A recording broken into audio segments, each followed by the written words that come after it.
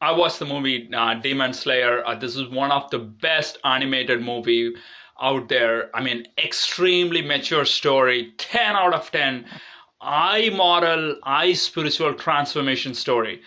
They really the writer. I don't even know how they come out with this spiritual revival out there that they transform this character from pride over humility, dominance over service, courage over peaceability, glory over modesty, loyalty over equality. I love this. The main character, the main character, I think, Tanjore fights over Akansa. Forgive me if I get all these names wrong. And the Akansa is the guy who has the dad, and he idolizes his dad.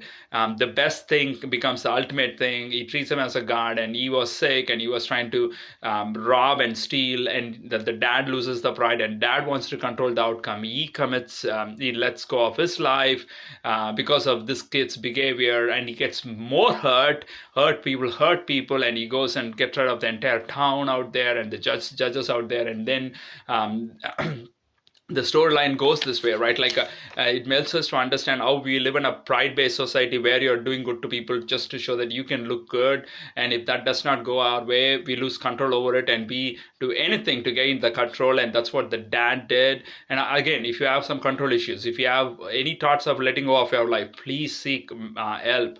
There are so many specialties people are there. Please seek help. Again, coming back to the storyline, right? Like, it's super crucial, and then he goes and finds a master. Then the master comes and finds him, and he trains and with him, and then he falls in love with the girl, and then the master and the girl dies, and eventually, right?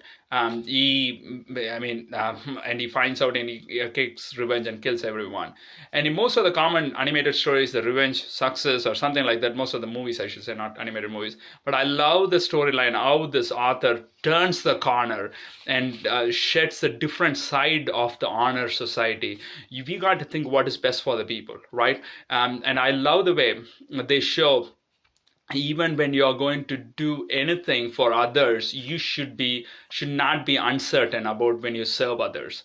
And that's what this happens to this kid, because you're so much into himself. You want to gain all the power to protect, but unfortunately the people who you protect for already with God, but still he was protecting nobody. But he was so much self-observed and self-centered. That's a core part of your evil that comes out and dominates his life, and ultimately he makes reconcile with himself, and he letting go of himself, and then ultimately he goes back and be with his loved ones in heaven lines. It's such a powerful storyline. I want you all to watch it and get some spiritual